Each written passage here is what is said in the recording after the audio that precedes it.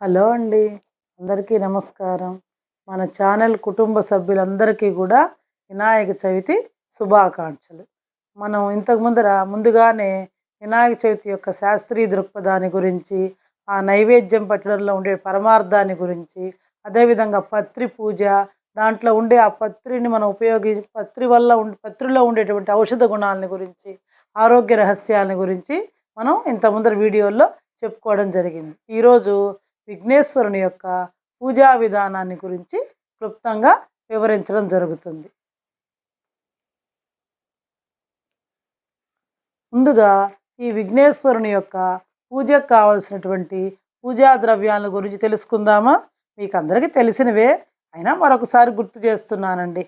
ముందుగా విఘ్నేశ్వరుని పూజకు ముందుగా మనం ఏమేమి సమకూర్చుకోవాలి అంటే పసుపు, కుంకుమ, వినాయకుని యొక్క ప్రతిమ, అగరవత్తులు, హారతి కర్పూరం, గంధం, సాంబ్రాణి. అంటే మనం మామూలు కడ్డీలు, అగరవత్తులు అంటే తెలుసు కదా కడ్డీలు. సాంబ్రాణి అంటే వేరే ధూపం లాగేసుకుంటాం కదా, అది అనమాట. అక్షతలు, బియ్యం, దీపం కుంది, ఒత్తులు, అగ్గిపెట్టె, ఆవు నెయ్యి లేదా నువ్వుల నూనె, పంచామృతాలు. అంటే వినాయకుడికి మనం అభిషేకం చేయాలి అనుకుంటే కనుక పంచామృతాలు, ఆవు పాలు, ఆవు పెరుగు, ఆవు నెయ్యి, తేనె, పంచదార. పంచదార అంటే మనం మామూలుగా ఇంట్లో వాడేది కాదండి, ఈ కలకండ పలుకులు ఉంటాయి కదా, దాన్ని మనం పొడి చేసి పెట్టుకోవాలన్నమాట, పంచదార.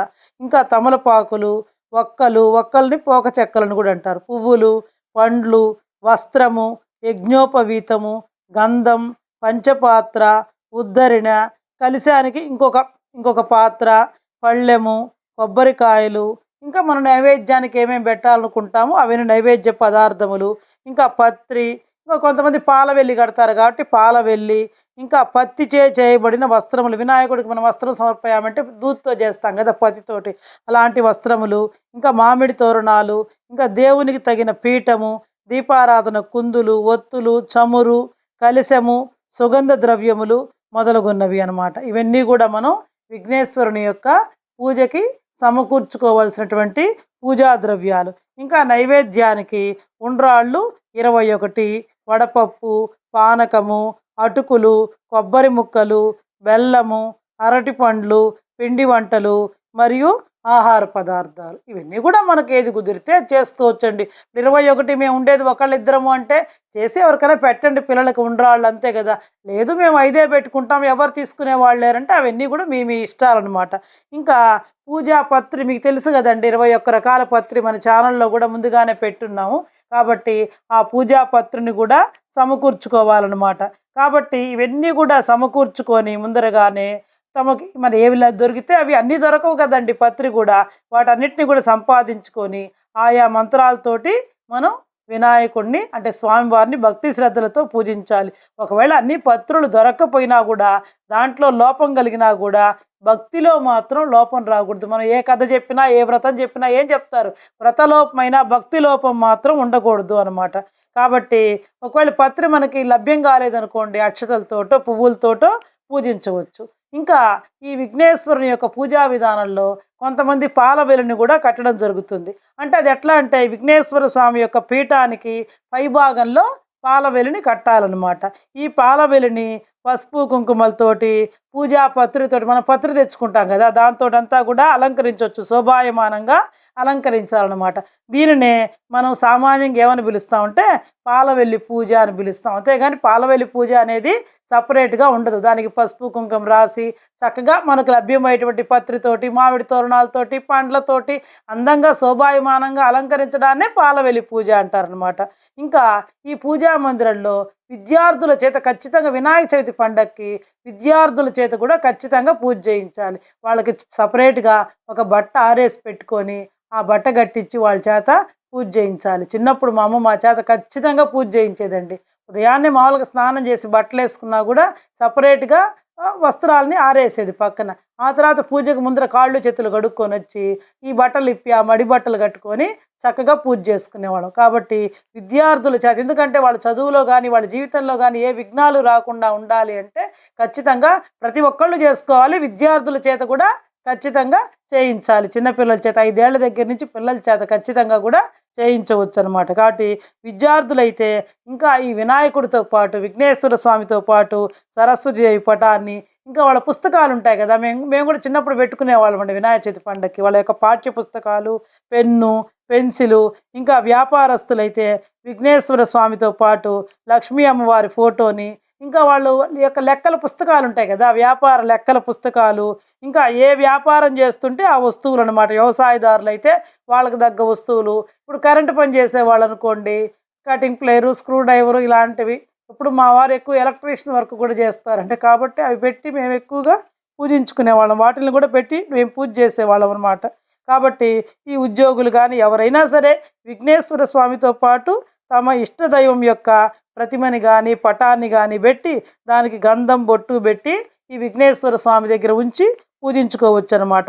ఇంకా పూజా అనంతరం అక్షతలు వాటిపై వేసి మనం నమస్కరించుకోవాలి. ఇది అనమాట. విద్యార్థులు కానీ ఎవరైనా సరే ఏ పని చేస్తారో ఆ పనిముట్లను కూడా వినాయకుడి దగ్గర పెట్టి, అంటే మనం చేసే పనిలో ఎలాంటి విఘ్నాలు రాకుండా ఉండడానికి ఆ వస్తువులను అక్కడ పెట్టి పూజించుకోవడం శ్రేయస్కరం అన్నమాట.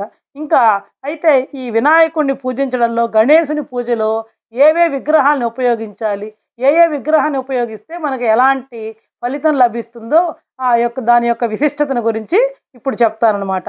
మట్టితో చేసిన గణపతిని కనుక పూజిస్తే మనకి కరువు కాటకాలు రాకుండా పంటలు బాగా సమృద్ధిగా పండుతాయని ప్రతీతి. ఇంతకు ముందరే చెప్పాను, బంకమట్టితో చేసినటువంటి ఆ బంకమట్టిలో అనేక ఖనిజ లవణాలు ఉంటాయి కాబట్టి ఆ విగ్రహాన్ని పూజించి ఆ విగ్రహాన్ని నిమజ్జనం చేయడం వల్ల ఈ బంకమట్టి నదీ ప్రవాహంలో కొట్టుకోబోయి ఎక్కడో చోట సారవంతంగా ఒక ప్రదేశంలో నిక్షిప్తం చేస్తే పంటలు బాగా పడుతాయని చెప్పి మనం ఇంత ముందర వీడియోలోనే చెప్పడం జరిగింది. కాబట్టి మట్టితో చేసిన గణపతిని కనుక పూజించినట్లయితే మనకి కరువు కాటకాలు రాకుండా పంటలు కూడా బాగా పండుతాయన్నమాట. ఇంకా వ్యవసాయం అభివృద్ధి కలుగుతుంది, వ్యవసాయం యొక్క అభివృద్ధి కూడా కలుగుతుంది. అదేవిధంగా డబ్బులుండి శక్తి కనుకుంటే బంగారు గణపతి ప్రతిమ కనుక పూజించినట్లయితే మనకి ఐశ్వర్యాభివృద్ధి కలుగుతుంది. వెండి ప్రతిమను కనుక పూజించినట్లయితే ఆయురారోగ్యాన్ని, రాగి ప్రతిమను కనుక పూజించినట్లయితే సంకల్ప సిద్ధిని, ఇంకా కొన్ని రాతితో చేసిన వినాయకుడు ఉంటాయి, శిలా ప్రతిమ కనుకైతే మోక్షాన్ని, జ్ఞానాన్ని కూడా అనుగ్రహిస్తాయని మనకి పురాణాల్లో చెప్పబడింది అనమాట. పురాణాల ద్వారా తెలియజేస్తుందన్నమాట. ఇది మొత్తం మీద మనం విఘ్నేశ్వరుడు పూజకు కావాల్సినటువంటి ఏర్పాట్లు.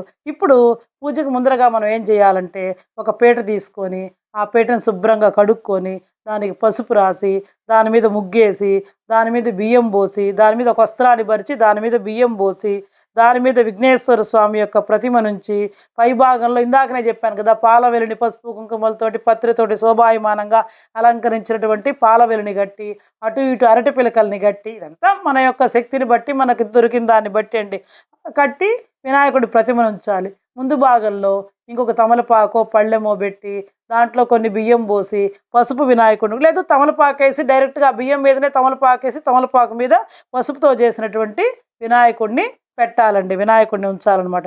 పూజ చేసేవాళ్ళు ఫస్ట్ బొట్టు పెట్టుకొని దీపారాధన చేసి వినాయకునికి నమస్కరించి పూజని ప్రారంభించాలన్నమాట. అదే ఆడవాళ్ళు కనుకైతే చక్కగా జడ వేస్తాల ఆరబెట్టుకొని జడ వేసుకొని చక్కగా తలలో పూలు పెట్టుకొని బొట్టు పెట్టుకొని కాళ్ళకు పసుపు రాసుకొని పూజని ప్రారంభించాలి. ఎందుకంటే వినాయకుని యొక్క పూజ ఉదయాన్నే చేయాల్సినటువంటి అవసరం లేదు. మనం పూజా మందిరాన్ని శుభ్రం చేసుకొని మన వంటలన్నీ రెడీగా చేసుకొని 11:30 ఆ టైంలో మొదలుపెట్టి 1 గంట లోపల చేసుకోవచ్చు. కాబట్టి చక్కగా ప్రతి ఒక్కళ్ళు కూడా మంచి ఉతికినటువంటి మడి బట్టలు కట్టుకొని చక్కని వస్త్రాలను కట్టుకొని ఇవన్నీ ముందుగా పుస్తకాలు ఇంత చెప్పాను కదా విద్యార్థులు అవన్నీ అక్కడ ఏర్పాటు చేసుకొని ఇప్పుడు చెప్పినట్టుగానే పీట ముగ్గేసుకొని వినాయకుడిని పెట్టుకొని పసుపుతో వినాయకుడిని చేసి ముందు పెట్టుకొని పూజించాలన్నమాట. ముందుగా పసుపు వినాయకుడిని పూజించాలన్నమాట. ఫస్ట్ ఓం శ్రీ మహాగణాధిపతయే నమః అని చెప్పి అనుకొని తర్వాత దీపారాధన చేయాలి. దీపారాధన చేసేటప్పుడు భో దీపదేవి రూపస్థ్యం కర్మసాక్షిహ్యామిఘ్నకృత్ యావత్ పూజాం కరిష్యామి తావత్వం సిద్ధిదో భవ దీపారాధన ముహూర్తోస్తు సుముహూర్తోస్తు అని చెప్పి ఫస్ట్ మనం దీపారాధన చేసి దానికి కుంకుమ పెట్టి తర్వాత మళ్ళీ కొంచెం నూనె వేసి అక్షంతలేసి పువ్వు పెట్టి దండం పెట్టుకోవాలి. ఇది దీపారాధన. ఆ దీపారాధన డైరెక్ట్గా అగ్గిపెట్టితో వెలిగించకుండా విడిగా ఒక ఏకహారతిలో ఇంకొక ఒత్తి వేసుకొని దాన్ని దడుపుకొని అగ్గిపెట్టి దాంతో వెలిగించి దాంతో ఈ దీపారాధనని వెలిగించాలన్నమాట. 2 కుందులు అటువైపు ఇటువైపు పెట్టుకొని చక్కగా దీపారాధన చేయాలన్నమాట. దీపారాధన చేసిన తర్వాత ఎప్పుడైనా సరే మనం పూజ చేసేటప్పుడు 2 పాత్రలు పెట్టుకోవాలి. ఒకటి మనం ఆచమన్యం పాత్ర. ఆచమన్యం చేసిన పాత్రతోటే దేవుడికి అభిషేకం చేయకూడదు. కాబట్టి కలశానికి సంబంధించి చిన్నది ఇంకొక పాత్రని పెట్టుకోవాలి. దాంతోటే ఆ నీళ్ళతోటి మనం దేవుడికి అభిషేకం చేసుకోవాలన్నమాట. పళ్ళెం పెట్టుకోవాలి. దగ్గరికి ఒక పాత చిన్న గుడ్డ పెట్టుకోవాలి. దాన్ని కూడా చక్కగా ఆరేసి పెట్టుకోండి. ముందుగా పంచపాత్ర నీళ్ళలో ఉంటాయి కదా, మనం ఆచమన్యం చేసుకోవాలన్నమాట. ఈ ఆచమన్యం చేసుకోవడానికి ముందరగా మనం ఒక కలశంలో పంచపాత్ర నీళ్ళు ఉంటాయి కదా, మనం ఉద్దరణితో నీళ్లు తీసుకొని మన పైనంతా ఇట్లా చల్లుకోవాలి. అపవిత్ర పవిత్రోవా సర్వావస్థాంగతోపివా యస్మరేత్ పుండరీకాక్షం సహాభ్యంతర శుచి పుండరీకాక్ష పుండరీకాక్ష పుండరీకాక్షాయ నమః అని చెప్పి 3 సార్లు ఆ నీటిని తల మీద చల్లుకోవాలన్నమాట. ఆ తర్వాత కొన్ని అక్షంతలు తీసుకొని మనం ఆ ప్రదేశాన్నంతా శుభ్రం చేయాలి. అంటే ఎలాంటి భూత ప్రేత పిశాచాల ఆవాహన కాకుండా ఉత్తిష్టంతు భూత పిశాచాః ఏతే భూమి బారకాః ఏతేషామ విరోధేన బ్రహ్మ కర్మ సమారభే అని కొన్ని నీళ్లతోటి అక్షంతలు తీసుకొని ఆ ప్రదేశాన్నంతా శుభ్రం చేసుకోవాలి. ఆ తర్వాత ఆగమార్ధంతు దేవానాం గమనార్ధంతు రాక్షసాం కురు ఘంటారావం తత్ర దేవత ఆహ్వాన లాంఛన గంట వాయిస్తూ శబ్దం చేసి దేవతలందరినీ కూడా మనం ఆహ్వానించాలి. ఆ తర్వాత వినాయకుడి పూజలో శ్రీ గణేశాయ నమః అని చెప్పుకొని శుక్లాంబర తర్వాత మీకు అందరికీ తెలిసిందే కదా, అది చెప్పుకొని ఆ తర్వాత గణేశుని యొక్క షోడశనామ శ్లోకం సుముఖశ్చైక దంతశ్చ ఆ శ్లోకాన్ని చెప్పుకోవాలి. ఆ శ్లోకం చెప్పుకొని తర్వాత ఆచమనం చేయాలన్నమాట. ఫస్ట్ నీళ్ళు వదిలేసి తర్వాత కేశవనామాలు 3 సార్లు చెప్పుకొని తాగి మళ్ళీ గోవిందాయ నమః అని చెప్పి నీళ్ళని పళ్ళెల్లో వదిలేసుకోవాలి. ఆ తర్వాత ఆ నామాలన్నీ కూడా చెప్పిన తర్వాత మనం ఇది చేసుకోవాలి, ప్రాణాయామం చేసుకోవాలి. అది మీకు అందరికీ తెలిసిందే. ఆ ప్రాణాయామం చేసిన తర్వాత సంకల్పం చెప్పుకోవాలి.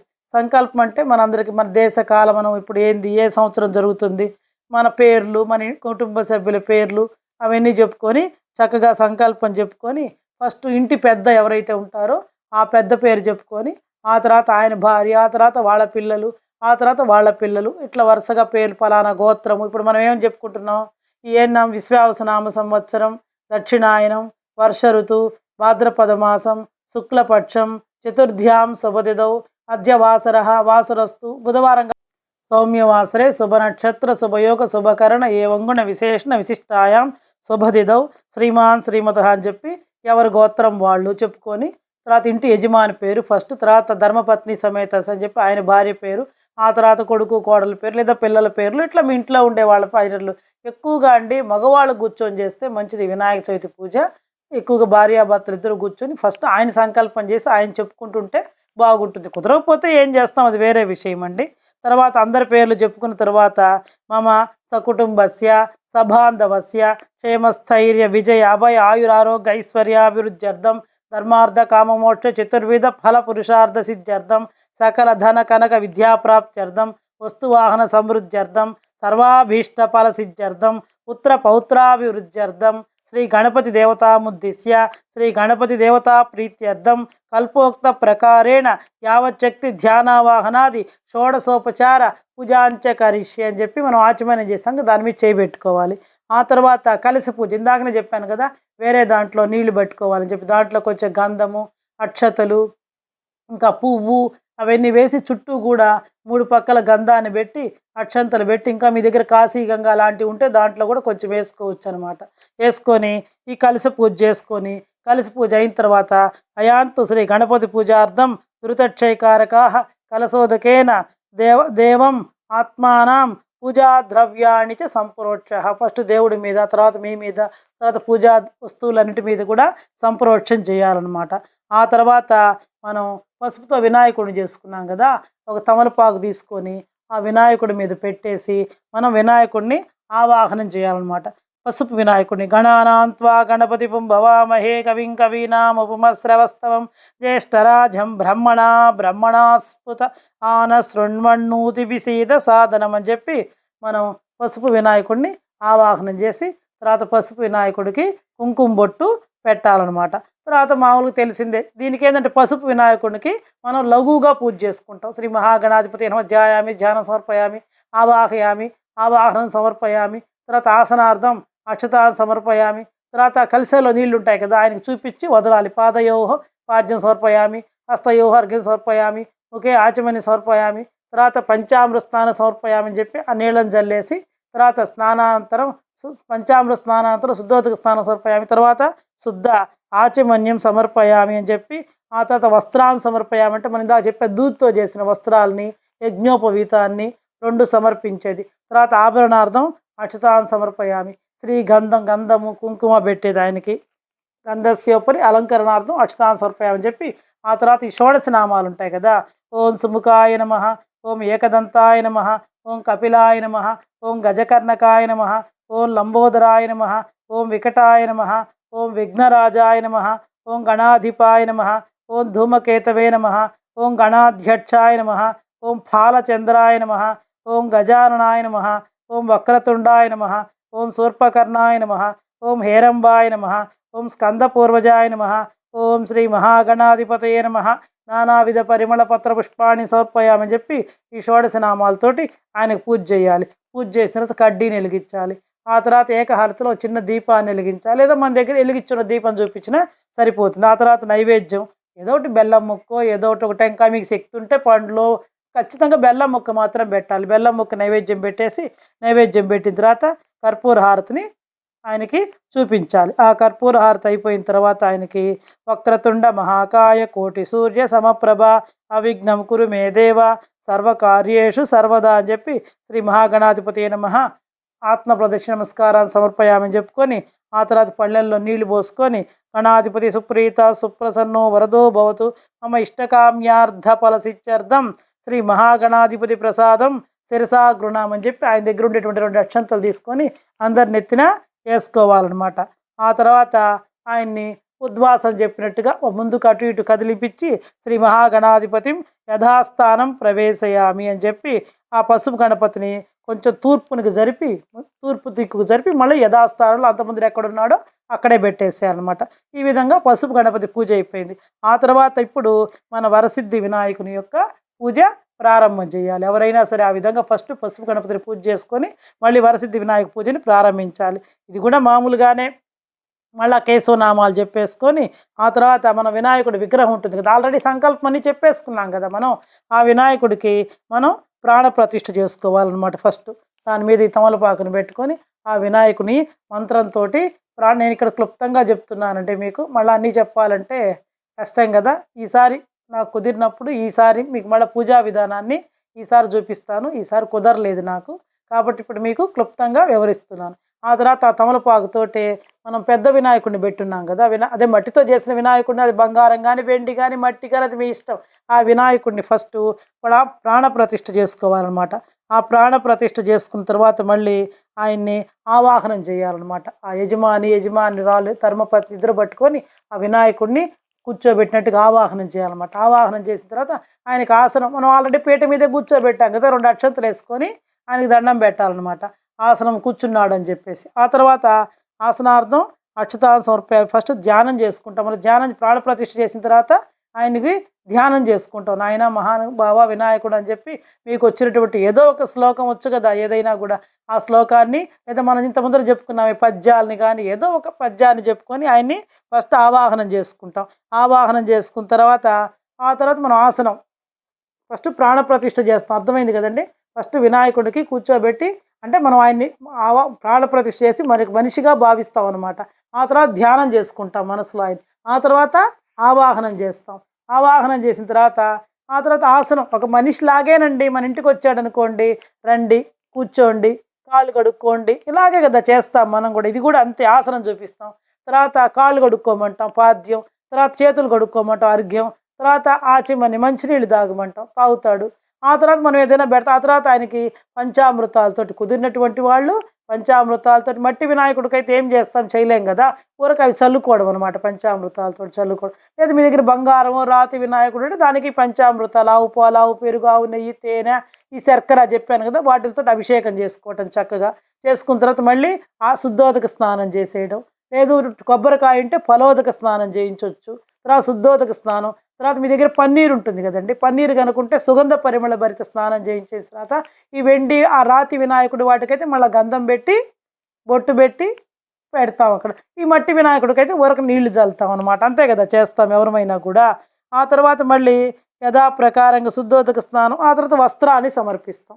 పెద్ద వినాయకుడికైతే అనుకోండి, మన శక్తి ఉందనుకోండి, మంచి వస్త్రాన్ని ఏదైనా ఉత్తరీయాన్నో వస్త్రాన్నో లేదా అక్కడ పెట్టి తర్వాత ఎవరికైనా ఇవ్వని కూడా ఇవ్వచ్చు. లేదా మనం పతితో చేసినటువంటి వస్త్రాన్ని ఇవ్వచ్చు. మామూలుగా వినాయకుడికి ఎక్కువగా ఇట్లా ఉత్తరీయాన్ని వేస్తూ ఉంటారు ఎవరైనా కూడా, మట్టి వినాయకుడికైనా సరే.